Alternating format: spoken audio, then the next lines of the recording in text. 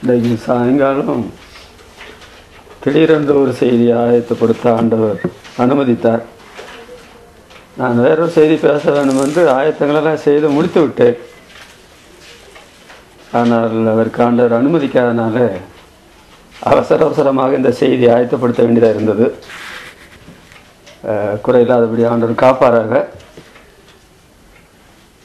சாதாரணமாக நிறைய வசனங்கள் சொல்லுவேன். ஆனால் இப்பொழுது ஆயத்த குறைவு இருக்கிறதுனால அவ்வளவு நிறைய வசனம் சொல்ல முடியாது.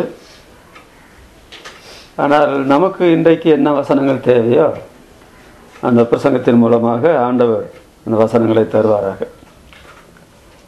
1 சாமுவேல் 3ஆம் அதிகாரம் 10ஆம் வசனத்தில் சொல்லும் அடியான் கேட்கிறேன் என்று சாமுவேல் பிள்ளையாண்டான் ஆலயத்தில் சொன்னதை நாம் பார்க்கிறோம்.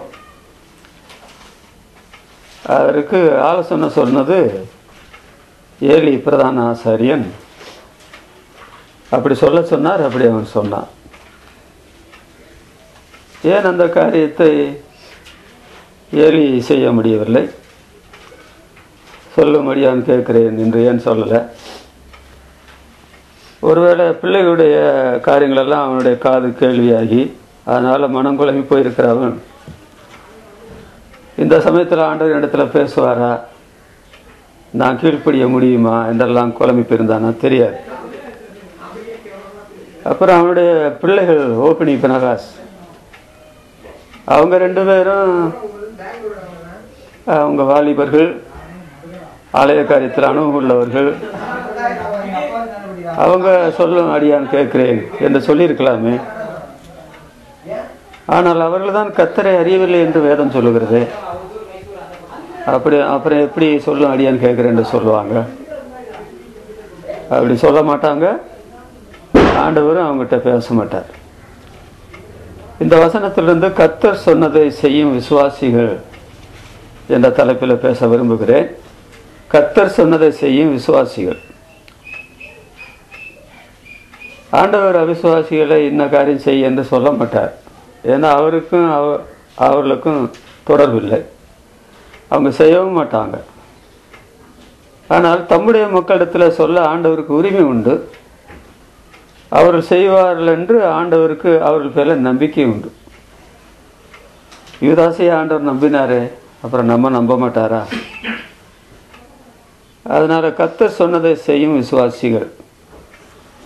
ஆண்டவர் சொல்லுவார் எப்போனா நீங்கள் செய்ய ஆயத்தமாக இருக்கும்போது மாத்திரம்தான் சொல்லுவார், இல்லைன்னா சொல்ல மாட்டார்.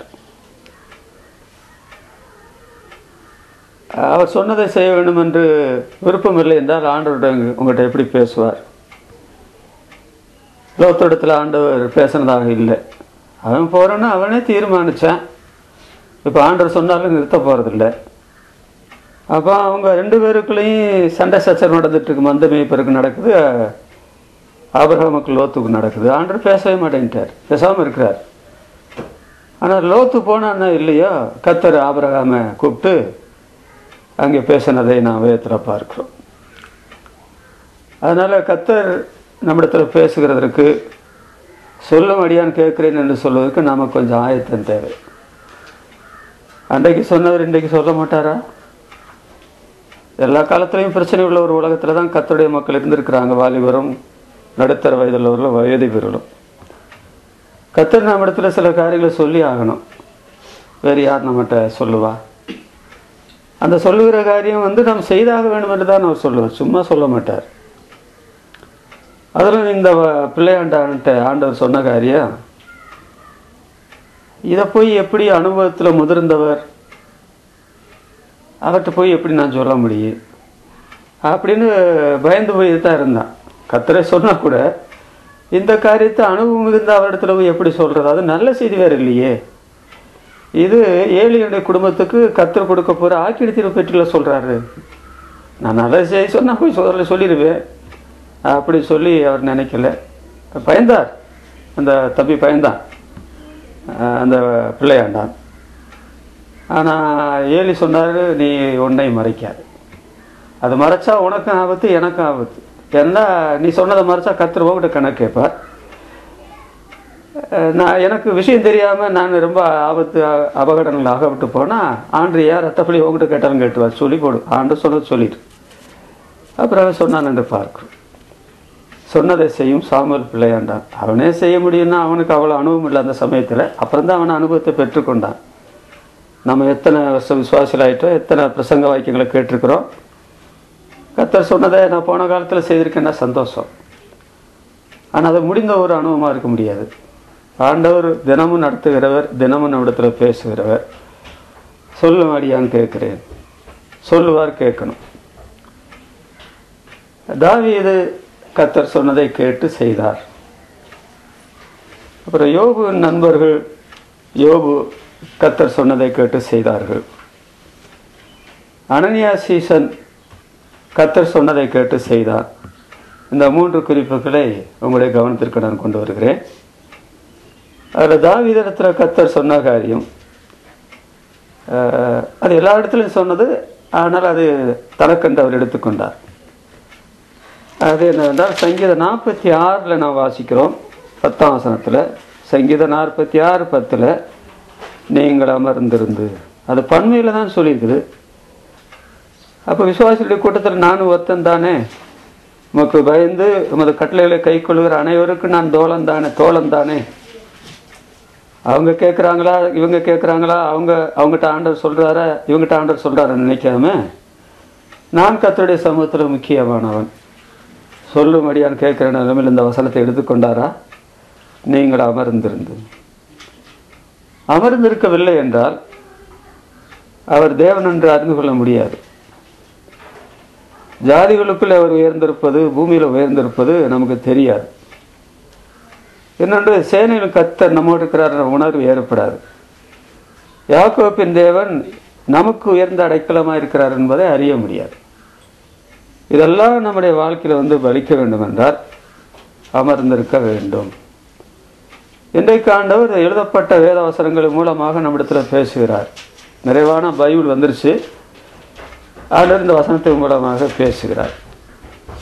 நீங்கள் அமர்ந்திருந்து, காத்திருந்து. அப்படின்னா அந்த அமர்ந்திருக்கு இருந்து என்று சொல்லும்போது அதுக்கு காத்திருந்து என்ற பொருளும் அதில் உண்டு. சங்கீதம் 41:10 தாவீது சொல்கிறார், நான் கர்த்தருக்காக பொறுமையுடனே காத்திருந்தேன், அவர் என்னிடமாய் சாய்ந்து என்னுடைய வேண்டுதலை கேட்டார். எத்தனை ஆச்சரியமான காரியம் பார்த்தீங்களா தாவீது ராஜாவுடைய வாழ்க்கையில். கர்த்தருக்காக பொறுமையுடனே காத்திருந்தேன். நீங்கள் அமர்ந்திருங்கள் என்று சொன்னால் அந்த அமர்ந்திருக்கிற காரியத்தில், பொறுத்திருக்கிற காரியத்தில் பொறுமை நமக்கு ரொம்ப வேணும். பொறுமை இல்லாதபடி அவசரமாக காரியங்களை செய்கிறவர்களாக இருந்தால், அவசரமாக காரியங்களை பேசுகிறவர்களாக இருந்தால், அவசரமாக எந்த காரியத்தையும் செயல்படுவர்களாக இருந்தால்,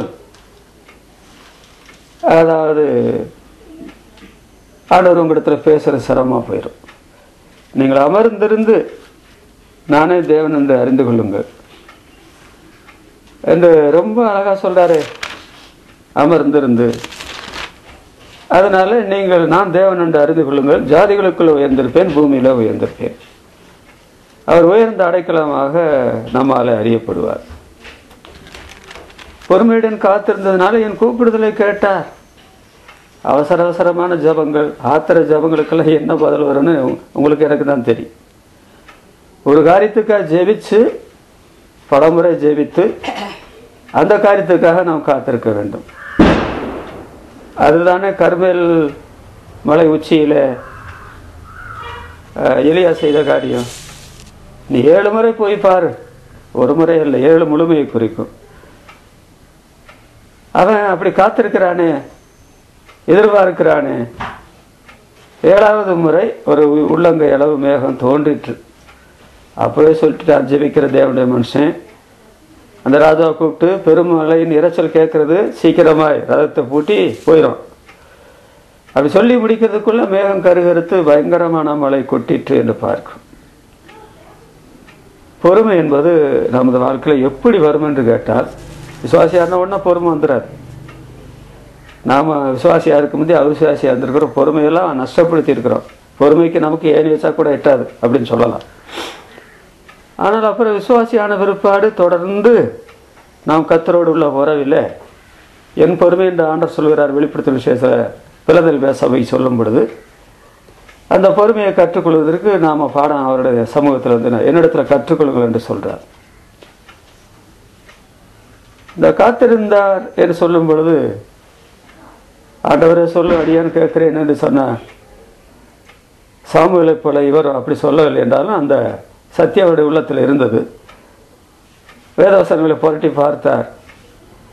நீங்கள் அமர்ந்திருந்து சொன்ன உடனே அந்த வசனத்தை அப்படியே பிடிச்சிட்டு நான் இனி அமர்ந்திருப்பேன் அப்படின்னு சொல்லி அமர்ந்திருந்தார். அதில் பொறுமையை கற்றுக்கொண்டார். யாக்கோப்பு 5ஆம் அதிகாரம் 11ஆம் வசனத்தில் நீங்கள் பார்த்தால் யோபுடைய பொறுமையை குறித்து கேள்விப்பட்டிருக்கிறீர்களே, கர்த்தருடைய செயலின் முடிவை அறிந்திருக்கிறீர்களே, பொறுமையா இருக்கிறவர்கள் பாக்கியவான்கள் என்று எண்ணுகிறோமே அப்படின்னு சொல்றாரு. இந்த காத்திருக்கும் போது எல்லாம் அனுகூலமாக வரும், ஒன்றும் பிரச்சனை இருக்காது, அதில் எல்லாம் ஒன்றும் பொறுமை கொடுத்து காமிக்க வேண்டிய அவசரம் இல்லை அப்படின்னு நினைக்கக்கூடாது. நாம் காத்திருக்க ஆரம்பிக்கும் போது பொறுமை குணம் வேண்டும் என்கிற பொழுது நாம் எதிர்பாராத அல்லது நம்மிடத்தில் ஆண்டவர் ஒன்றும் கேட்டு பிடித்த வேட்டுமா செய்யுமா வேண்டாமா, பிசாசு வந்து என்கிட்ட கேட்குறா, அனுமதி கேட்குறா, நான் கொடுக்கட்டுமா, நீ தாக்கு பிடிப்பியா, இப்படியெல்லாம் ஆண்டவர் ஒன்றும் கேட்கல. ஆண்டவர் அவனுடைய உள்ளத்தை அறிவார். எல்லாருக்கும் யோபுவை போல துன்பம் கொடுத்தா பிச்சு ஓடி போயிடுவாங்க, விசுவாசத்தை விட்டு சபையை விட்டு. யாருக்கு பிரச்சனையை கொடுத்தா தாங்குவாங்கன்னு தெரியுமோ அவங்களுக்கு தாங்க ஆண்டவர் பிரச்சனையை கொடுப்பார். அந்த பொறுமை கொடுத்தவர் எப்படி பெற்றிருக்க முடியும்? நீங்கள் அமர்ந்திருந்து என்னை குறித்து அவர் நிதானமாய் பேசினதை போல நீங்கள் நிதானமாய் பேசவில்லை என்று யோபுடைய நண்பர்களை ஆண்டவர் கடிந்து கொள்கிறார். எவ்வளவு பிரச்சனை இருந்தது, ஆனால் ஆண்டவரை குறித்து பேசல நிதானம் தவறல. அது ரொம்ப முக்கியங்க. நம்மை ரட்சித்து கொண்டவர், நம்மை அனுதின வாழ்க்கை நடத்துகிறவர், நம்மை குடும்பமாக்கினவர், திருச்சபையின் ஐக்கியத்தை தந்தவர். அவர் வந்து நமக்கு மகா முக்கியம். அவருக்காக நாம் பொறுமையுடன் இருக்க வேண்டும். அவர் சொல்படி செய்ய வேண்டும். அவர் அனுமதிக்கிற எதுவுமே கஷ்டங்கள் பட்டுத்தாகணும். 6 ஆண்டு கால வேதனைப்பட்டா அது பட்டுத்தாகணும். உங்களை என்னை ஆண்டவர் 6 ஆண்டு காலம் இப்படி போட்டு சோதிச்சா நம்ம எப்படி இருப்போம்?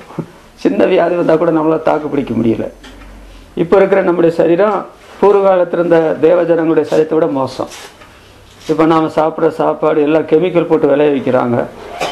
நாம் சுவாசிக்கிற காற்று பொல்யூஷன் கெட்டுப்போச்சுன்னு சொல்கிறாங்க. எல்லாமே தண்ணியும் கூட அப்படித்தான், கலப்பான தண்ணீர்கள்.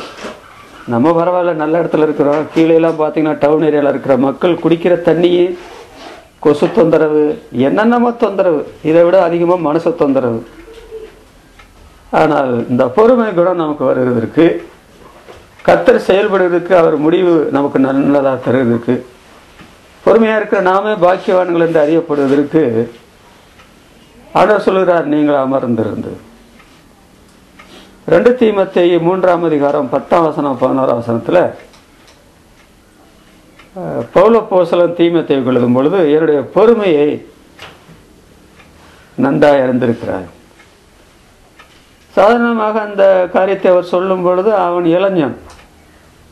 அப்போஸ்தலன் பவுல் முதுமை அடைந்தவர், நிறைய காரியங்கள் கற்றுக்கொண்டவர், அவர் பொறுமையாக இருந்தவர்.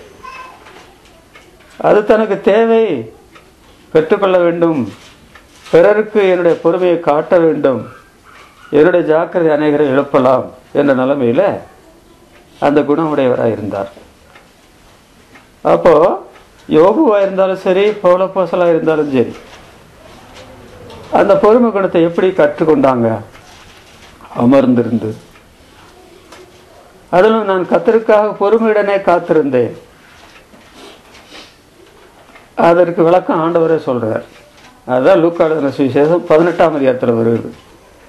தம்மை நோக்கி இரவு பகலாக கூப்பிடுற விஷயத்தில் கர்த்தர் நீடிய பொறுமையுள்ளவராக இருந்து நியாயம் செய்யாதிருப்பார். சில வேளையில் நாம் காத்திருக்கிற காரியம் என்று சொல்லும் பொழுது குடும்பம் கட்டப்பட, பிள்ளைகள் பிறக்க, தொழில் விருத்திக்காக, ஊழிய விருத்திக்காக, இப்படியெல்லாம் காத்திருக்கிறோம். அது தப்புன்னு பைபிள் சொல்லலை. ஆனால் சங்கீதம் 46 சொல்லும் பொழுது ஆண்டவர் அங்கே சொல்லுகிற காத்திருப்பு அது அல்ல. அது நான் தேவன் என்று நீங்கள் அறிந்து கொள்ள வேண்டும், நான் ஜாதிகளுக்குள்ளே பூமியில உயர்ந்திருப்பேன். நம்முடைய ஆண்டவரை அறிந்தால் எல்லா பிரச்சனைகளும் பிரச்சனையாத்தான் இருக்கும், ஆனால் அது நம்மளை ஒன்றும் செய்யாது. ஒன்றான மெய் தேவனாகி உம்மையும் நீர் அனுப்பினவராகி இயேசு கிறிஸ்து அறிவதே நித்திய ஜீவன். நான் கிறிஸ்துவை அறிகிற அறிவுக்காக எல்லாவற்றையும் நஷ்டம் என்று விட்டேன். பேதுரு நிருபத்தை முடிக்கும் போது கிறிஸ்து அறிகிற அறிவில் வளருங்கள். அறிவு, நம்முடைய ஆண்டவரை பற்றின அறிவு லேசா கிடைச்சிருமா? கொஞ்ச நேரம் காத்திருந்தா கிடைச்சிருமா? பொறுமையற்றவளா இருந்தால் அது கிடைச்சிருமா? அவரை அறிகிற அறிவுக்காக வாழ்க்கையை செலவிட்டால் கூட தவறில்லை என்பதுதான் பவுல் பிலிப்பியர் 3ஆம் அதிகாரத்தில் சொல்லுகிற காரியம். நான் அவரையும் அவருடைய மரணத்தையும் அவருடைய அடக்கம் பண்ணப்படுதலையும் உயிர்த்தெழுதலையும் அறியும்படிக்கு, அதற்கு நானே தகுதியாக இருக்கும்படிக்கு எல்லாவற்றையும் நஷ்டமும் குப்பையும் என்று விட்டேன் அப்படின்னு சொல்றார். அதனால் சொல்லும் அடியான் கேட்கிறேன்னு சொல்ற காரியம் லேசுன்னு நான் நினைக்க மாட்டேன். அதனால சிலர் ஊழியத்துக்கு அழைப்பு ஆண்டவர் பலமுறை கொடுத்தா கூட அதற்கு கீழ்ப்படியே மறுப்பாங்க. நான் மதுரையில் கல்லூரியில் படித்து கொண்டிருந்த காலத்தில் சுவிசேஷம் கேட்டு விசுவாசி ஆனேன். அப்புறம் மதுரை சபைக்கே வர ஆண்டவர் என்னை அனுமதித்தார். அப்போ இங்கே வேத பாட கூட்டம் நடந்து கொண்டிருக்கிறது. ஐயா செரியன் 1 ராஜாக்கள் 17ஆம் அதிகாரத்திலிருந்து எலியா ஜீவ சரித்திர பாடல்களை எடுத்துக்கொண்டிருக்கிறார். எனக்கு அப்போவே ஊழியத்துக்கு வரன்ற தீர்மானம் உண்டு. ஆனால் ஆண்டவர் அழைப்பு வேணுமே.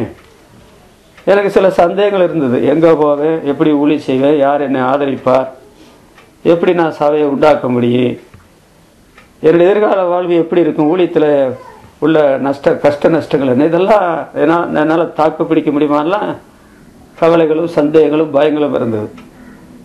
என்ன கவலை பயம் சந்தேகம் இருந்ததோ அதெல்லாம் அவர் பிரசங்கத்தில் என்னையும் அறியாமல் என்ன நானும் அவர் ரொம்ப பேச மாட்டான். ஏன்னா அவர் ரொம்ப மூத்தவர், நான் ரொம்ப சின்னவன். ஆனால் ஆண்டவர் அந்த காரியங்களெல்லாம் நான் என்னுடைய சந்தேகத்துக்கு ஒவ்வொரு வாரத்திலும் பதில் தந்துக்கிட்டு தான் இருக்கிறார். ஆனால் முடிவான சூழலை வரும்போது இதுக்கு தீர்மானம் எடுக்கணும். ஆண்டவர் பேசுகிற காரியத்துக்கு சொல்லுகிற காரியத்துக்கு தீர்மானம் எடுக்கணும். அது சாதாரணமா? அதற்கு நான் மிகப்பெரிய விலை கொடுக்கணும். அதற்கு கொடுக்கறதுக்கு 1 வாரம் 8 நாள் கஷ்டப்பட்டேன். ஆண்டவர் உயிர்த்தெழுந்து தரிசனமானார். அடுத்த வாரம் வரையில தோமாவுக்கு தரிசனம் ஆகலை. 1 வாரம் அவன் நரகத்துக்குள்ள இருந்தான்னு சொல்ற, உலகத்துல நரகத்துக்குள்ள இருந்தான். அந்த மாதிரி ஒரு அனுபவம். ஆனால் அப்புறம் கேட்ட செய்திக்கு இது என்னக்கா அடினமா இருந்தாலும் சரி, நான் ஒப்பு கொடுக்குறேன்னு சொல்லி முழங்கால் போட்டு அறிக்கையிட்டேனே இல்லையோ, இழந்து போன சந்தோஷம் சமானம் வந்தது. ஜபம் கேட்கப்படுகிற உணர்வு இருந்தது. பைபிள் படித்த உடனே எல்லாம் விளங்குச்சு. உடனே துண்டு பிரதிலையும் புஸ்தகங்கள் எடுத்துக்கிட்டு ரோட்டில் இறங்கிட்டேன். அதனால இந்த பொறுமை குணம் என்று சொல்லுகிறது, கீழ்ப்பிடுதல் என்று சொல்லுகிறது, கர்த்தர் சொன்ன செய்கிறது என்பது சாதாரண விஷயம் அல்ல.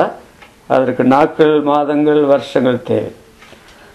வெளிப்படுத்தும் விசேஷம் 3ஆம் அதிகாரம் 10ஆம் வசனத்தில், என் பொறுமையை குறித்து சொல்லப்பட்ட வசனத்தை நீ காத்து கொண்டபடினாலே பூச்சக்கரத்துக்கு மேலங்கு வரக்கூடிய சோதனை காலத்துக்கு தப்பும்படி நான் உன்னை காப்பேன்னு சொல்றாரு.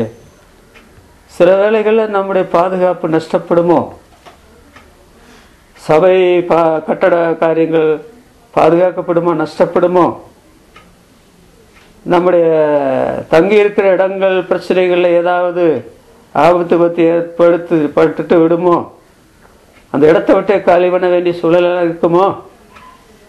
அப்படிலாம் நாம் நினைச்சாலும் ஒருவனும் உன் மேல கை போடுதல நீ இங்கே இருந்து ஆண்டவர் சொல்றார். நீதிமானுடைய வாசஸ்தலத்தை நீ பால்படுத்தாது என்று ஆண்டவர் பால்படுத்தவர் மூலம் கண்டிக்கிறார். அந்த யாக்கோப்பு அவன் பிரயாசப்பட்ட காரியத்தை அறிந்து நன்மை வேணுமெனா பேசு, மாமனா இருந்தாலும் சரி, தீமையை பேசாதே என்று ஆண்டவர் முதல் நாளே சொல்லிட்டார். அதனால நாம் இந்த காத்திருக்கிற காரியத்தில், அவரை அறிந்து கொள்கிற காரியத்தில், பொறுமை காரியத்தில் நாம் செய்ய வேண்டியதை செய்தால், கர்த்தர் சொல்லுகிற காரியம் மிக மிக கடினமாய் கூட இருக்கலாம். ஆனால் அதை செய்ய ஆண்டவர் பலனும் கிருபையும் அருளுவார். ஆண்டவர் யோபுக்கு பலனும் கிருபை அருளவில்லையா? மாபெரும் அப்போஸ்தலனாகிய பவுலுக்கு பலமும் கிருபை அருளவில்லையா? பிலதெல்பிய சபைக்கு ஆண்டவர் அருமையான வாக்குத்தத்தம் கொடுத்து அவர்களை தேற்றவில்லையா? இதெல்லாம் ஆண்டவர் செய்வாருங்க. அதனால நீங்களும் நான் அறிய வேண்டிய காரியம், அவருக்காக பொறுமையுடனே காத்திருந்தேன். இது அது காத்திருந்து ஓரளவுக்கு ஆண்டவர் அறிஞ்ச உடனே முடிஞ்சது, நீ என் வாழ்க்கையில் இனிமேல் காத்திருக்க வேண்டியதில்லை அப்படின்னு சொல்கிற அளவுக்கு நம்முடைய வாழ்க்கை ஆண்டவர் விட்டு விடவில்லை. நம்முடைய மரண பரியந்தம் நம்முடைய குணங்களை புதுப்பிக்கிற விஷயத்தில், குணங்கள் மாற்றமடைகிற விஷயத்தில், ஆண்டவரை அறிய வேண்டிய அளவில் அறிகிற விஷயத்தில், அவருடைய சித்தத்தை பூர்ணமாக நிறைவேற்றுகிற விஷயத்தில் நாம் அவருடைய சமூகத்தில் காத்திருக்கணும், அமர்ந்திருக்க வேண்டும். நம்முடைய காத்திருப்பு அமர்ந்திருப்பு என்று சொல்கிறது, அது நம்முடைய சில வேளைகளில் நம்முடைய பணத்தை பாதிக்கலாம். காத்திருக்காக போனால் ஏதாவது சம்பளம் எல்லாம் கொஞ்சம் பணத்தை உண்டாகிட்டு வரலாம். நம்முடைய காத்திருப்பு நேரம் என்று சொல்லும்போது சில வேளைகளில் நண்பரோடு சேர்ந்து அப்படியெல்லாம் சேர்ந்து அதில் கொஞ்சம் மனுஷகிரியில் சந்தோஷப்படலாம் நினைக்கலாம். அதை நஷ்டப்படுத்த வேண்டி இருக்கும். ஆனால் அது நஷ்டம் அல்ல என்பது காத்திருந்த பிற்பாடு தான் நாம் கண்டுபிடிக்க முடியும். அதனால் கர்த்தர் சொன்னதை செய்தார் தாவீது ராஜா. அவர் காத்திருப்பு என்பது கொஞ்சம் கஷ்டம் இல்லையா? மனைவி, பிள்ளைகள், அரசியல், மார்க்கம், இவர்களில் ஏகப்பட்ட பொறுப்புகள். எப்படிங்க காத்திருந்தார்? அது அப்படித்தாங்க, மனசுதான் காரணம். மனசு இல்லாதவங்களை காத்திருக்க சொன்னால் என்ன நடக்கும்? எல்லா சூழலையும் ஆண்டவர் அனுகூலம் பண்ணி வச்சிருந்தா கூட காத்திருக்க மாட்டாங்க. அவங்களுக்கு இந்த உலக சிந்தனைகள், உலக காரியங்கள். அதனால தான் பிலிப்பியர் நிறுவனத்தில் பவுல் இப்படி சொல்ல வேண்டியது ஆயிற்றோ. அவர்கள் எல்லாரும் கிறிஸ்துவுக்குரியவளை தேடாமல் தங்களுக்குரியவளை தேடுகிறார்கள். அவன் ஒருவனே, அவன் இளைஞன் தானே, இளைஞனே அதை தேடுற, அப்புறம் முதிர் வயதில் தேடுறதுக்கு அந்த இளைஞன் மூலமாக பாடம் படிக்கலையா? தாவீது கர்த்தர் சொன்னதை செய்தார். இரண்டாவது, யோபுடைய நண்பர்கள். ஆண்டவரே சொல்லும் அடியான் கேட்கிறேன் என்று அவர்கள் சொன்னார்கள் என்று பைபிளில் கிடையாது. ஆனால் எல்லா தேவனுடைய பிள்ளைகளும் ரட்சிக்கப்பட்ட ஆரம்பத்தில் இந்த அனுபவத்தில் வந்திருப்பாங்க. இடையிடையே இந்த அனுபவத்துக்குள்ள அவங்க வந்திருப்பாங்க. பிரசங்கம் கேட்க வரும்போது ஆண்டவரே சொல்லும் நான் கேட்குறேன். பைபிளை திறந்து படிக்கும்போது கூட ஆண்டவரே சொல்லும் அடியான் கேட்குறேன்னு சொல்லியிருப்பாங்க. அப்போ இப்படி சொல்லுவார்கள் என்று ஆண்டவருக்கு தெரியும். ஏன்னா அவங்க என்னுடைய பிள்ளைகள். இப்போ பிரச்சனையாகவே இருக்குது. இது இது இது ஒரு முடிவுக்கு வர மாட்டேங்குது. இதை யார் முடிச்சு வைக்கிறதுன்னு தெரியல. ஆனால் ஒரே ஒருத்தர் தான் அதை செய்ய முடியும். வேற யாருமே யார் தலையிட்டாலும் பிரச்சனை அதிகமாகும். முடிச்சாக்கி விட்டுருவாங்க. அதனால தான் நான் நினைக்கிறேன், பிரச்சனை வந்தபோது மோசே ஒன்றுமே பேசலை. அண்ணனும் அக்காலும் பிரச்சனையை கொண்டு வந்தபோது மோசே ஒன்றுமே பேசலை. நீ பேசல, நான் பேசுகிறேன் அப்படி சொல்லி ஆண்டவர் முன்னால் வந்தார். எல்லாமே அடங்கி போச்சு. அல்ல எலும்புகிறது ஏறையாதே, ஆண்டவர் அதட்டினார் என்று பார்க்கிறோம். அந்த யோபு 42ஆம் அதிகாரம் 8ஆம் வசனத்தில் பார்க்கும்போது, யோபு 42:8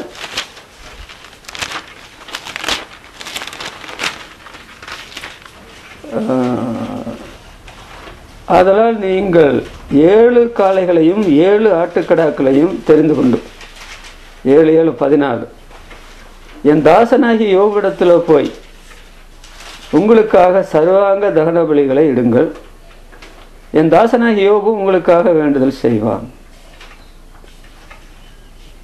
அப்படின்னு சொல்லி நீங்க போங்க அப்படின்னு சொல்லி சொல்றாரு.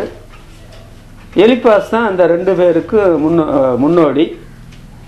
அவன் தான் இவங்க 2 பேருக்கும் ஆலோசனை சொல்றாரு. அது ஆண்டவருக்கு தெரியும். அதனால தான் எலிப்பாஸ்ட்ட கூப்பிடுறார்.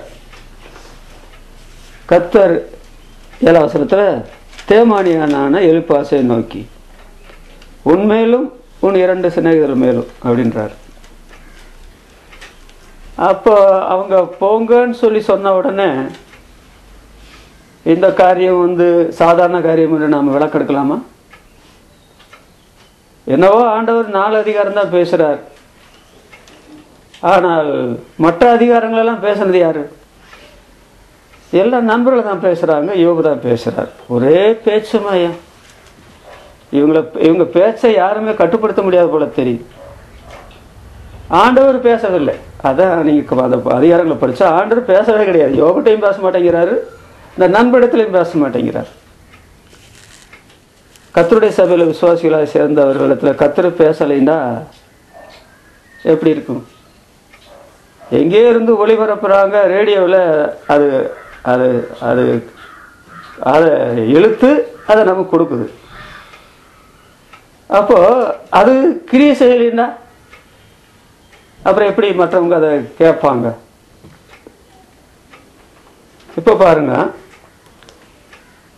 இவங்க எல்லாரும் பேசி கொண்டிருக்கிற பொழுது ஆண்டவர் பேசாமல் இருந்தால பரலோகத்திலிருந்து இவங்களுக்கு ஒரு செய்தி வரல. எல்லாம் பெட்டிகள்லாம் இருக்கு, பேசாத பெட்டிகளாக இருக்கு. சொன்னதை செய்கிறது என்பது அது சாமுவேலுக்கும் கஷ்டம்தான். அவன் இளைஞனா இருக்கிறான், அவனுக்கும் கஷ்டம்தான். தாவீதுக்கு ஆண்டவர் சொன்னதை செய்யறது கஷ்டம்தான். ஏன்னா எனக்கு நிறைய வேலை, நிறைய வேலை, நிறைய வேலை. நான் எப்படி காத்திருக்க முடியும்? என் பொறுமையை சோதிக்கிற காரியத்தில் என் பிள்ளைகள் நடந்து கொள்கிற முறையை பார்த்தா நான் எப்படி பொறுமையாக இருக்க முடியும்?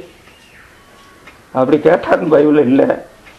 கேட்டிருக்கலாம், அவர் மனுஷன் தானே. ஆனால் பொறுமை எனக்கு தேவை, அதை விட்டுவிட முடியாது. அதன் மூலமாக நான் கர்த்தரை அறியலாம், அதை விடாதிருந்தார். அப்போ இதுல என்னுடைய இவங்களுக்கு இன்னொரு வாக்கு கொடுக்குறாரு. என்னுடைய தாசனாகி யோபு உங்களுக்காக வேண்டுதல் செய்வான். சரி, நாங்க தான் போறோம், அவன் வேண்டுதல் செய்யலைன்னா என்ன பண்றது? எங்களை வாங்க, கர்த்தரை ஆசீர்வதிக்கப்பட்டவரே உள்ளே உள்ளே வாருங்கள் சொல்லுன்னா நான் என்ன செய்யறது? மரியாதை வீட்டு வாசல் படியே மிதியாது அப்படின்னு உனக்கு கொஞ்சம் சொல்லுவேன். அவர் மதிக்கிறாரோ மதிக்கலையோ நாங்க போறோம். ஏன்னா ஆண்டவர் சொல்லிட்டார் அப்படின்ற ஒரு உணர்வு அப்பளே வந்திருக்கும். அது ஆண்டவருக்கு தெரியும். இன்னொன்று, ஆண்டவர் ஏற்கனவே யோபிட்டு பேசிட்டார் போல தெரியுது. அவனும் உங்களுக்காக வேண்டுதல் செய்வான். அப்ப அவனை சரி பண்ணி வச்சிருக்கிறாரு. அப்ப எங்களுக்கு சந்தேகம் கிடையாது, ஜெபம் பண்ணுவான்னு சொல்லிட்டார். ஆனால் யோபு ஜெபம் பண்ணுவான்னு சொன்னா கூட இந்த யோபுடைய 3 நண்பர்கள் வரலைன்னா நம்ம என்ன சொல்றது? அப்படிலாம் முடியாது. அது அவன் ஜெபம் பண்ணுவான்னு நாங்கள் எப்படி சொல்ல முடியும்? அப்படியா?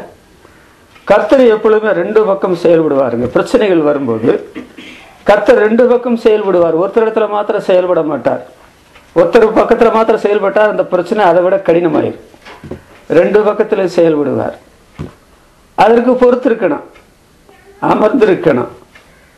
ஆண்டவர் வேலையில தான் செய்வார். எல்லா வேலையிலும் இந்த பிரச்சனையெல்லாம் ஒரு முகத்துக்குள்ள கொண்டு வருவார். அது காலங்கள் வேண்டும். அப்படின்னு சொன்னா நாங்கள் ஏண்டா உங்க 2 பேரையும் ஒரே நாளில் இழக்கணும்? அது தாயார் சொல்றாங்க. இவ அடிக்கும்போது பதில் அடிப்பான் இல்லவே, உயிரை காப்பாத்துறதுக்கு 2 பேரை இழக்கணும். சரி, நீ ஓடிப்போ, உடைய சகோதரனுடைய கோபம் தனியிற வரைக்கும் நீ அங்க இரு மாமனார் வீட்டுல. 20 வருஷத்துக்கு பின்னால தாங்க திரும்பி வர்றேன். இவனுடைய கோபம் தனியிருக்கு எத்தனை வருஷம் ஆச்சு? 20 வருஷம் ஆச்சு. சிலருடைய கோபம் தனிக்கு 40 வருஷம் கூட ஆகும். விசுவாசிகளை இன்னைக்கு நான் மனசராத்தானே இருக்கிறான். சிலர் கோவப்பட்டாங்கன்னா எல்லாம் கொண்டு முகத்துல போட்டுறது, எரிஞ்சிடும். அதுக்கு என்ன ஆதாரம் சொல்றேன்? தாவீது கோபமா இருந்தார்னு எழுதியிருக்குல்ல, அது நடக்குங்க. ஆனால் பிரச்சனையை சரி பண்ணுகிற ஆண்டவர் இந்த பக்கம் பேசுறாரு, அந்த பக்கம் பேசுறாரு.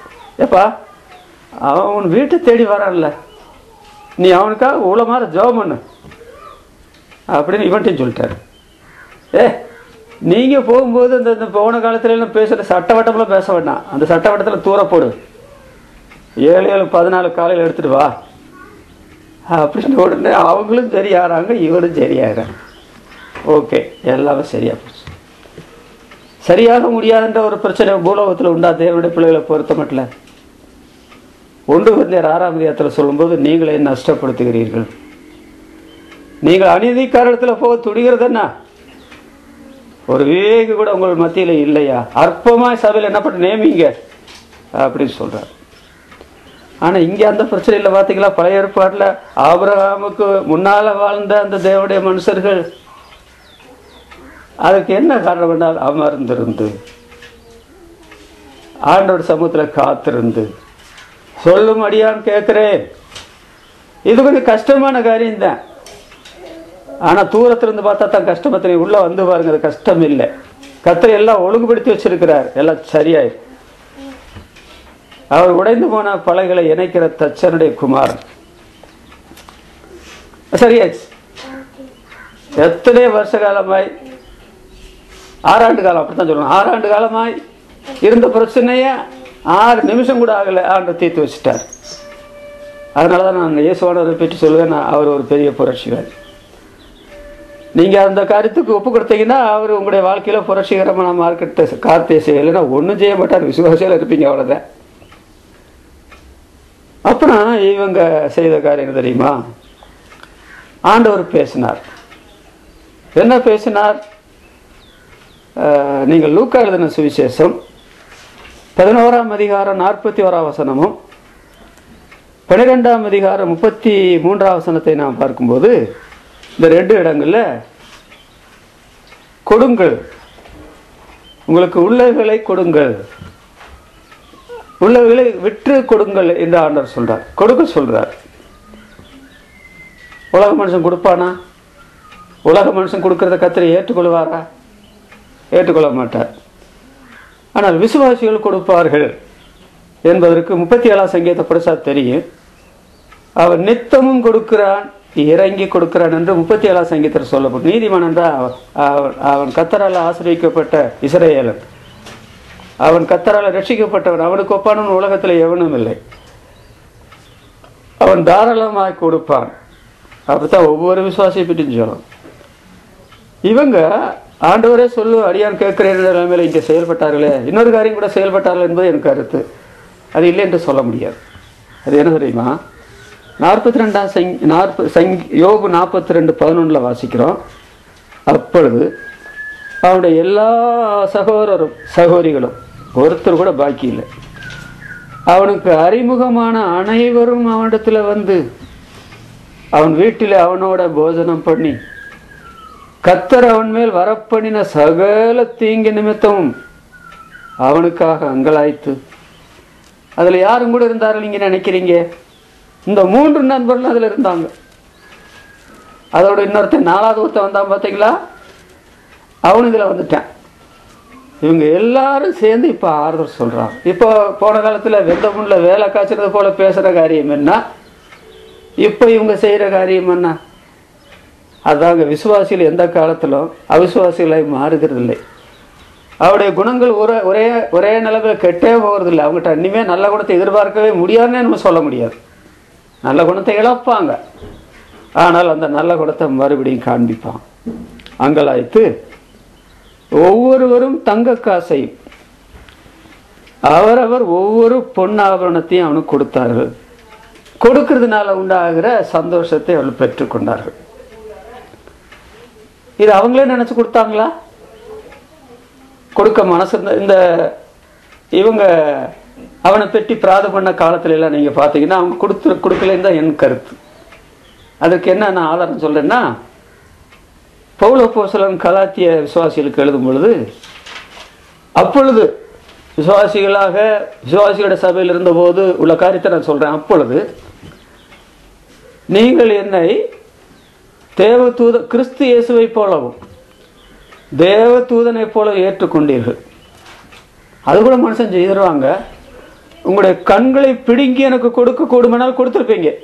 இது யார் செய்வா? உலகக்காரன் செய்வானா? கண்ணை 2 கண்ணையும் வேண்டாம் கெடுப்பேன், கண்ணை பிடிங்கி கொடுக்க மாட்டேன். விசுவாசியுடைய அன்பை நீங்க பார்த்தீங்களா? அவர் கண் இருந்தா தானே தொழில் செய்வாரு, கண் இருந்தா தானே ஊழியம் செய்வாரு. அதற்கு எவ்வளவு பணமானாலும் நான் தர்றேன், யார் தரலைன்னாலும். அப்படி செய்யற மக்கள் இன்றைக்கு இல்லையா? அப்போ இந்த கொடுக்கும் தன்மை கூட நாங்கள் நிறுத்தினது தவறு. இப்போ ஆண்டவர் அவருக்கு எல்லாம் கொடுத்துருவார், நாங்கள் வெறும் ஆறுதல் சொல்லிட்டு போயிடுறோம் அப்படின்னு சொல்லி ஆறுதல் சொல்லிட்டு போனால் இப்போ அவன் பிரச்சனை இப்போ தானே விடுதலை அடைஞ்சிருக்கிறான். இப்போ அவன் மறுபடியும் குடும்ப வாழ்க்கை ஆரம்பிக்கணுமே, பிள்ளைகள் பிறக்க போகிறாங்களே, உலகத்தில் இயங்கணுமில்ல. அதற்கு அவருடைய சகோதரருடைய பாச உணர்வு கொடுக்கும் தன்மை நீங்கள் பார்த்தீங்களா? ஆச்சரியப்பட்டு போக வேண்டியதாக இருக்கு இல்லையா? இது ஆண்டவர் பேசினார். சிலர்கிட்ட ஆண்டவர் பேசவே மாட்டார். ஏன்? அவங்களுக்கு கொடுக்க மனசு இல்லை. அப்புறம் இதுக்கு ஆண்டவர்கிட்ட வீணா பேசணும். 2 கொரிந்தியர் 8ஆம் அதிகாரம் வாசிக்கும் போது அந்த வசனம் எனக்கு ரொம்ப பிடித்தமான வசனம். என்ன தெரியுமா? மக்கதோனியா நாட்டு சபைகளுக்கு தேவன் அளித்த கிருபை. அந்த நாட்களில் மக்கதோனியா நாட்டு சபைகள் தான் இருந்தது, வேற சபை கிடையாதா? அதே கிருபையை கொருந்து மக்களும் பெற்றுக்கொண்டாங்க. கொருந்து சபை தவிர வேற சபை அந்த காலத்தில் இல்லையா? அந்த 3 சபைகளும் வசதி வாய்ப்போடு வாழ்ந்தார்கள். அப்படி கிடையாதுங்க. அவர்கள் கொடிய தரித்திரமுடையவர்களாக இருந்தோம். அவங்களுக்கு என்ன விருப்பம் என்றால் தேவன் என்ன நிலைமையில இருந்தாலும் கொடுக்கணும் அப்படின்ற போதனை பைபிளில் தந்திருக்கிறார். வாங்குறது பாருக்களும் கொடுக்கிறதே பாக்கியம் என்று அப்போஸ்தலர் 20ஆம் அதிகாரம் கடைசி வசனத்தில் சொல்லியிருக்கு. கொடுக்க எங்களுக்கு ஒரு சாக்கியம் இருக்குது. நாங்கள் பரலோகத்திலே போய் தேவனுடைய பிள்ளைகள் கொடுக்க போறோம், இந்த உலகத்துல தானே கொடுக்கணும் அப்படி சொல்லி இந்த நண்பர்களை அவங்க என்ன செய்தாங்க? கொடுத்தது கர்த்தர் சொல்லாம கொடுத்ததில்லை, என்னவோ ஒரு மன உணர்ச்சி உட்பட்டு கொடுத்ததில்லை. அதை பற்றி சொல்லும் போது நான் தியோடர் வில்லியம்ஸ் பற்றி சொன்னேனே, பாவத்தில் விழுந்து போனார். அது சூழல் என்ன யாருக்கு தெரியும்? இவர் விழுந்தாரா, அந்த பெண் அவரை கெடுத்தாங்களா தெரியாது. அப்ப அவருக்கு அதுவரையில் அவரை நேசித்தவங்க, அவருக்கு உதவினவங்க, அவர் சாகிற வரைக்கும் அந்த உதவியை நிறுத்தவும் கிடையாது, கடிதத்தை தொடர்பு நிறுத்தவும் கிடையாது. அவங்க செய்துட்டே இருந்தாங்க. பாவத்தில் விழுந்து போனார், நோட்டீஸ் பிரிண்ட் பண்ணி எல்லாருக்கும் விநியோகம் பண்ணார், தெரிஞ்சும் கூட செய்தாங்க. அதாங்க பாச உணர்வு என்பது. சிநேகிதன் எக்காலத்திலும் சிநேகிதனாய் இருப்பான். இடுக்கணில உதவே சகோதரன் பிறந்திருக்கிறான். அவனுக்கு இடுக்கண், தியோடர் வில்லியம்ஸுக்கு இடுக்கண். அவர் எவ்வளவு காலங்கள் சேவித்தார் ஆண்டவரை, எவ்வளவு நாடுகளில் பிரயாணம் பண்ணினார். ஒரு மனுஷன் தானே, அவர் வீடு வேண்டாமா, வியாதிப்பட்ட ஆஸ்பத்திரி போக வேண்டாமா, அதுக்கு பணம் யாரு கொடுக்கறது? ஒவ்வொருவர் வர்றாங்க சகோதர சகோதரிகள், அவங்க தங்க காசையும் பொன்னாபரணத்தையும் கொடுக்குறாங்களே யோபுக்கு. அதனால ஆண்டவர் சொல்லித்தான் அவங்க செய்யலாம். 3வது, கர்த்தர் சொன்னதை செய்யும் விசுவாசிகள். தாவீது கர்த்தர் சொன்னதை செய்தார், அதனால் அவரை அறிந்தார், பொறுமை குணம் அவருக்கு வந்தது. யோபுவும் யோபுடைய நண்பர்களும் அவங்களும் கர்த்தர் சொன்னபடி செய்தாங்க. நீங்களும் நானும் கர்த்தர் சொன்னபடி செய்கிற மேல என்ன பரிசோதிக்கணும், அது ரொம்ப முக்கியம். அப்புறம் அப்போஸ்தலர் நடவடிக்கைகள் வரும் பொழுது புதிய ஏற்பாட்டில் 9ஆம் அதிகாரத்தில் வருகிறோம். அப்போஸ்தலர் 9ல் ஆண்டவர் நேரடியாக ஒருத்தரிடத்தில் பேசுகிறார்.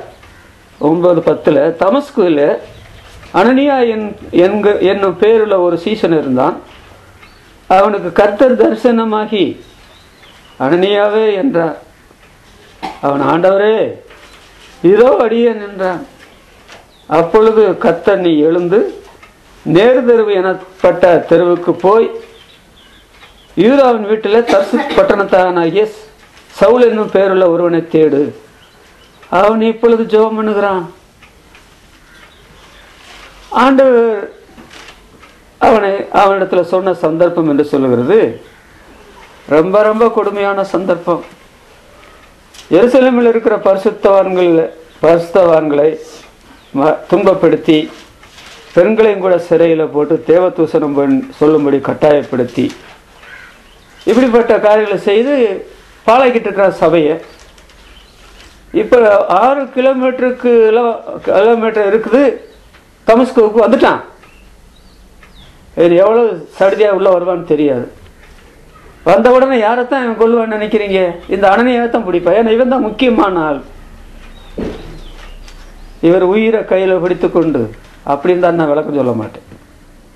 ஆண்டவரே, எங்கள் தலையில் இருக்கிற முடியெல்லாம் எண்ணப்பட்டிருக்கிறது, சரீரத்தை மாத்திரம் கொள்ளுவர்களுக்கு பயப்படாமல் சரீரத்தை ஆத்மாவை நரகத்தில் அழிக்கிற வல்லவருக்கு பயப்படுங்கள் என்று சொல்லியிருக்குது.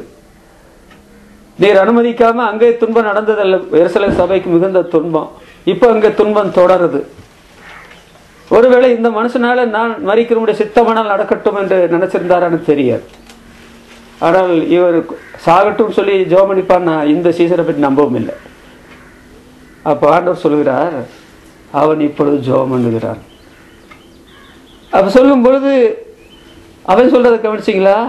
13ஆம் வசனத்தில், ஆண்டவரே, இந்த மனுஷனை எருசலேமில் உள்ள உம்முடைய பரிசுத்தவான்களுக்கு எத்தனையோ பொல்லாப்பு செய்தான் என்று அவனை குறித்து அநேகரால் கேள்விப்பட்டிருக்கிறேன் அப்படின்னு நியாயம் சொல்றான். உண்மைதான் அது.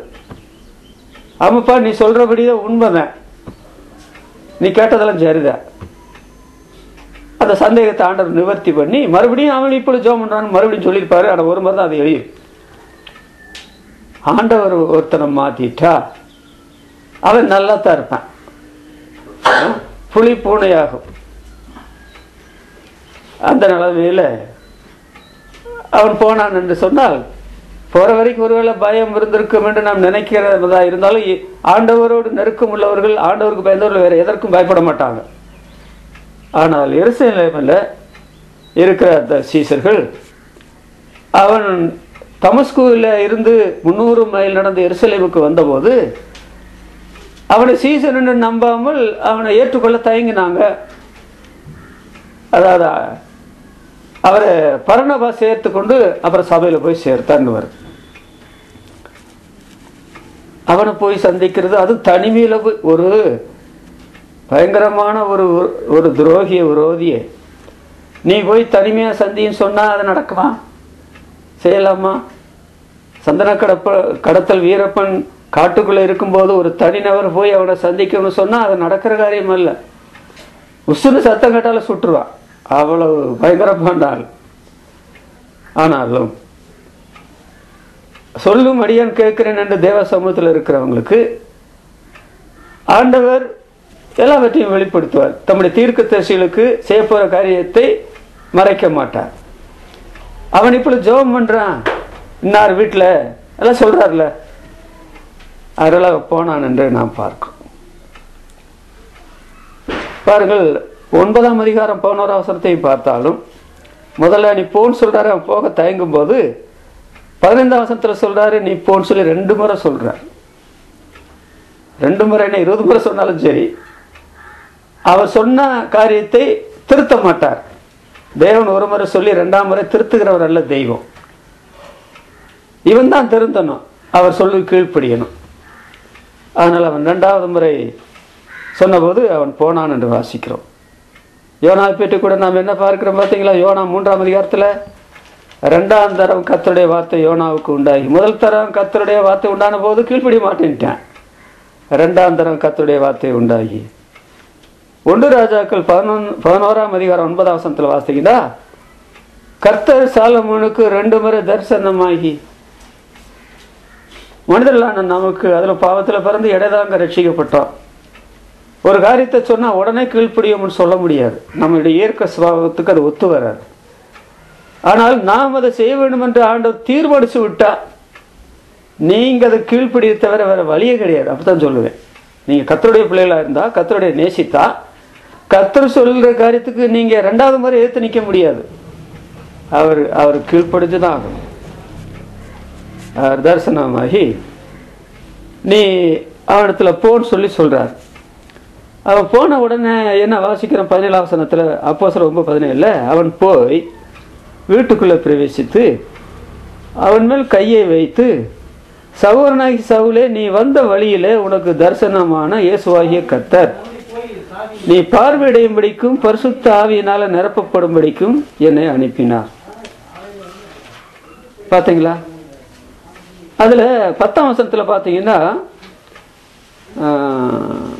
பவுலுக்கு கூட ஆண்டவர் இந்த தரிசனத்தை கொடுத்தார் என்று சொல்லி இருக்கு. 12ஆம் வசனத்துல, அனனியா என்னும் பேருள்ள ஒரு மனுஷன் தன்னிடத்துல வரவும் தான் பார்வையிடையும்படி தன்மேல் கை வைக்கும் தரிசனம் கண்டான். யாரு? சவுலும் தரிசனம் பார்க்கிறார். இவன் வர்றதுக்கு முந்தைய வந்து அவன் தலை மேல கை வைக்கிற மாதிரி தரிசனம் கண்டான். 2 பக்கத்திலும் தேவன் செயல்படுகிறார். இன்றைக்கு அநேக இடங்களில் ரெண்டு பக்கம் கர்த்தர் செயல்படு. ஒன்று புருஷனிடத்தில் செயல்படுவார், மனைவி இடத்துல செயல்பட மாட்டார். ஒரு சபை இடத்துல செயல்படுவார், இன்னொரு சபை இடத்துல செயல்பட மாட்டார். இதுக்கு என்னங்க காரணம்? அதுக்கு காரணம் இவங்களுக்குள்ள ஒருமனப்பாடு கிடையாது. ரெண்டு பக்கத்திலையும் செயல்பட மாட்டார். அல்லது சரியான ஆக்களோடத்துல செயல்படுவார்.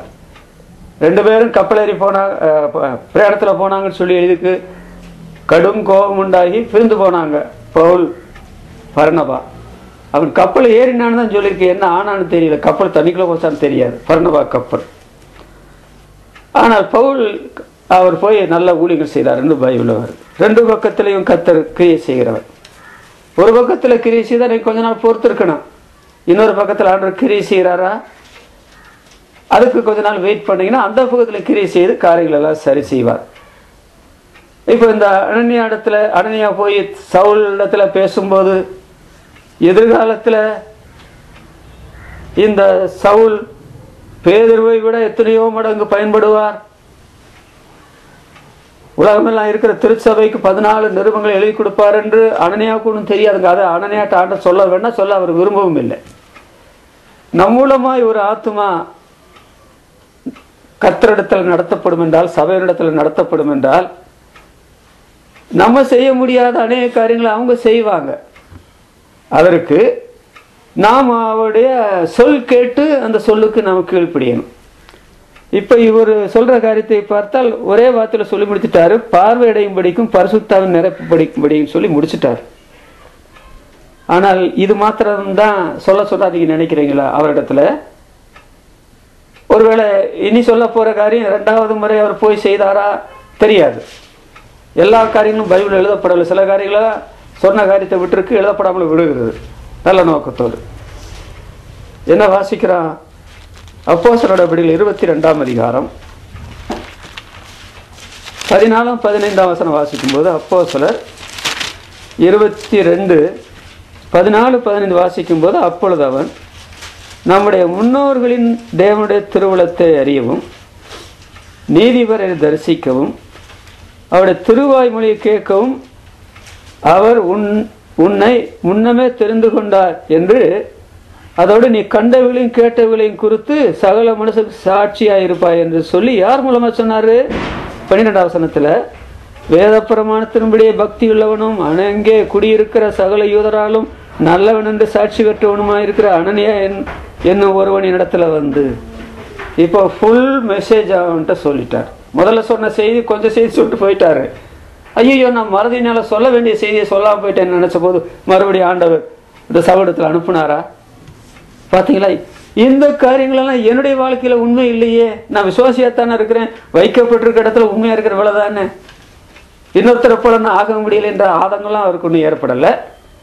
என்னை வைத்திருக்கிற இடத்துல நான் உண்மையில்லவனா இருப்பேன். எனக்கு நியமித்திருக்கிற ஓட்டத்துல ஓடுவேன், அடுத்தவங்க ஓட்டத்துல ஓட மாட்டேன்.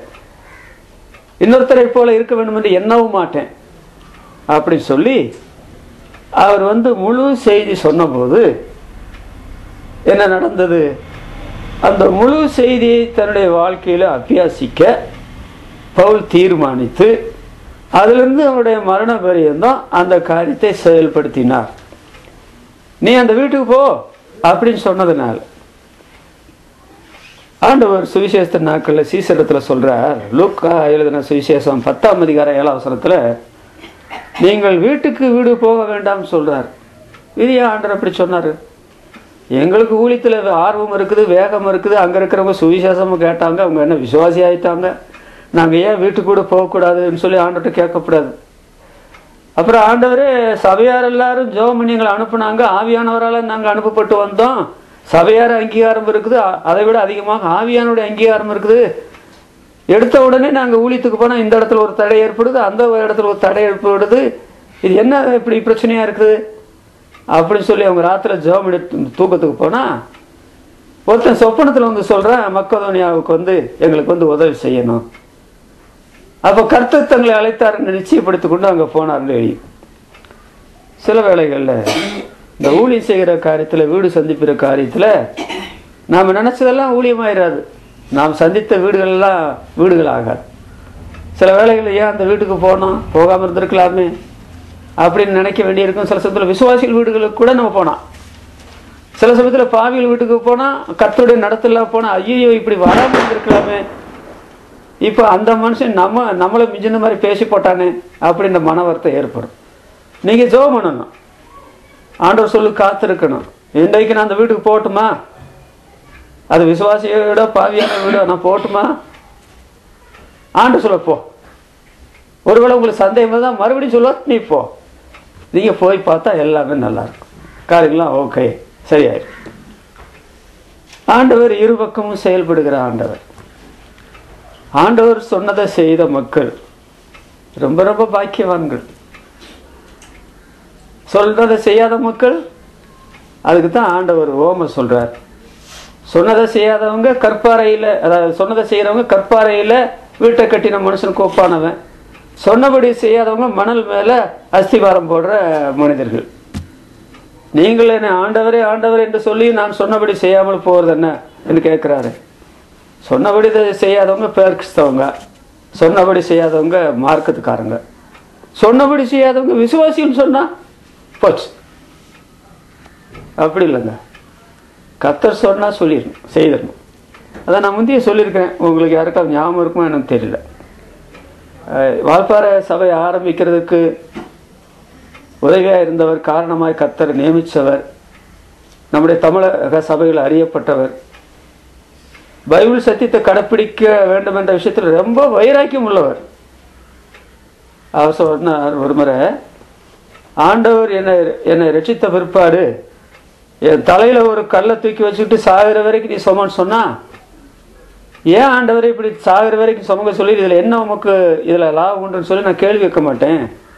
கல்லை வைக்க சொன்னவருக்கு தெரியும் அதனுடைய லாபம், நான் சுமந்துட்டே இருப்பேன்னு சொன்னார். நீங்க கல்லை சுமக்க வேண்டாம், ஆண்டவர் இன்னும் சுமக்க சொன்னார், சுமக்கிறீங்களா? நான் சுமக்கிறேன்னா அது நம்ம சுமக்க மாட்டான். பேரு புகழ் வேணும், அந்தஸ்து வேணும், நம்முடைய கௌரவத்தை விட்டு கொடுக்க மாட்டோம்.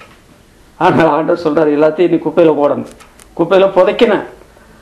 அனுதினமும் சிலுவை எடுத்துக்கொண்டு, சிலுவை என்பது பாரம் இல்லையா, கடினம் இல்லையா, அது சாட்சி இல்லையா? சிலுவைக்குள்ள எல்லாமே அடக்கும். கிறிஸ்து சுமந்த சிலுவை நாம சுமக்க முடியாது, அது வேற. ஆனால் அவர் சொன்ன சிலுவை என்பது அவருடைய நுகம், அதை ஏற்றுக்கொண்டு. ஆனால் கர்த்தர் சொன்னதை செய்யும் விசுவாசிகள். நான் அப்படி செய்கிறேன், நீங்களும் அப்படி செய்யுங்க. கர்த்தர் இந்த வாக்கியங்களை ஆசிரியக்கட்டும். ஜெபிக்கலாம். எங்களை அன்பா நேசிக்க எங்கள் பிதாவே, கர்த்தருடைய நாளின் காலையில் நம்முடைய சமூகத்தில் பலரும் கூடினோம். இந்த மாலையில் வேத பாடத்திற்காக எவ்வளோ பேர் கூடக்கூடிய ஒரு அருமையான தருணம் தந்தி ஸ்தோத்திரம். நம்முடைய வார்த்தைகளை கேட்கும் பொழுதெல்லாம் ஆண்டவரே, அது தேனிலும் மதுரமானது, பொன்னிலும் விலையேறப்பெற்றது என்று எங்களுக்கு தெரியும். அநேகம் ஆயிரம் பொன் வெளியை காட்டிலும் நீர் விளம்பின வேதமே எனக்கு நலம் என்பது நாங்கள் அறிந்த சத்தியம்.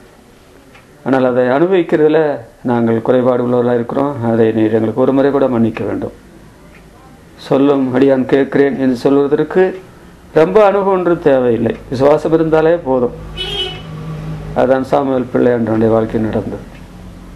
அப்புறம் நாங்கள் விசுவாசத்தில் வளரும்போது, குடும்பங்களாக இருக்கும் பொழுது, பல தாளந்து வரங்களை பெறும் பொழுது, ஆண்டவரே நாங்கள் எப்பொழுதும் ஆண்டவர் சொல்லுகிறதை கேட்டு அதன்படி கீழ்ப்படிய வேண்டியது அவசியம். அமர்ந்திருந்து என்று சொல்லும் பொழுது தாவீது காத்திருந்தார்.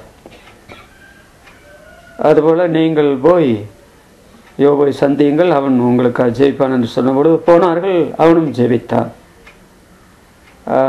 அவனுக்கு கொடுக்க வேண்டும் என்று ஆண்டவர் அவருடைய இதயத்தில் பாரம் தந்தார், உளப்பூர்வமாக கொடுத்தார்கள். அதனால் அவன் ஆசீர்வதிக்கப்பட்டான். அனனியா ஆண்டவர் சொல் கேட்டு செயல்படவில்லை என்றால் எவ்வளோ பெரிய தேவனுடைய மனுஷனை திருச்சபை இழந்திருக்கும். சொல்லப்போனால் அனனியா அந்த ஊர் அறியப்பட்ட ஒரு மனுஷன்தான், அதை பற்றி அதை விட அதிகமாக சொல்ல முடியாது. ஆனால் பவுல் அப்போஸ்தலன் உலகமெல்லாம் அறியப்பட்ட ஒரு மனிதன். அதற்கு காரணமாக இருந்தது ஒரு ஆண்டவர் சொல்லு கீழ்ப்படிந்த ஒரு சாதாரண ஒரு ஸ்தலத்தில் இருந்த ஒரு ஊழியரோ மூப்பரோ அல்லது ஒரு விசுவாசியோ. எத்தனை ஆச்சரியமான காரியங்களை கர்த்தர் செயல்படுகிறீர். சில சமயங்களில் ரெண்டு பேரும் செயல்படாத சூழல் இருக்கும்போது பிரச்சனைகளை சமாளிக்க முடியவில்லை, பிரச்சனைகளாகவே தொடர்கிறது. ஆனால் கர்த்தர் ரெண்டு பக்கம் ஈடுபட காத்திருப்போம் என்று சொன்னால், நல்ல உள்ளம் கொண்டிருந்தால் ஆண்டவரை நிச்சயமாக ரெண்டு பக்கத்திலும் நீர் ஈடுபட்டு காரியங்களை ரொம்ப அழகாய் நேர்த்தியாய் உங்களுடைய வேலையில அருமையாய் செய்வீர். நீர் இன்றைக்கும் செயல்படுகிற தேவன், அதற்காக துதிக்கிறோம். கர்த்தாவே உம்முடைய வசனத்துக்காக ஸ்தோத்திரம். இந்த இரவில் நீர் எங்களோடும் பிரயாணத்தை வாய்க்க பண்ண முடிய மக்களுக்கு ஜோபுக்கு நாளை காலையில் அந்த மூலம் ஆப்ரேஷன் நடக்கிறது. ஏற்கனவே ஜோனத்தானுக்கு நடந்தபோது கஷ்டமில்லை என்று கேள்விப்பட்டோம். அதனால் கர்த்தர் மேற்பார்வையில் அது நடந்து சுகமாய் குடும்பமாய் சந்தோஷமாக இருக்க, அவர்கள் ஜெபிக்கிறபடி அவர்களுக்கு குழந்தை வாய்க்கம் கிடைக்க, அவர்களுக்கு நிரந்தரமான தொழில் வாய்ப்பு கிடைக்க அப்படிப்பட்ட சூழ்நிலையை உண்டாக்க வேண்டும் என்று நாங்கள் வேண்டிக்கிறோம். ஸ்தோத்திரம். தொடர்ந்து எங்களை நடத்தும் மீட்பர் நாமத்தில் வேண்டுகிறோம் பிதாவே, ஆமென். என் ஆத்மாவே கர்த்தரை ஸ்தோத்திரி, என் முழவுள்ள பிரசனத்தை ஸ்தோத்திரி, என் ஆத்மாவே கர்த்தரை ஸ்தோத்திரி, அவர் செய்த சகல உபகாரங்களையும் மறவாதே. ஆமென்.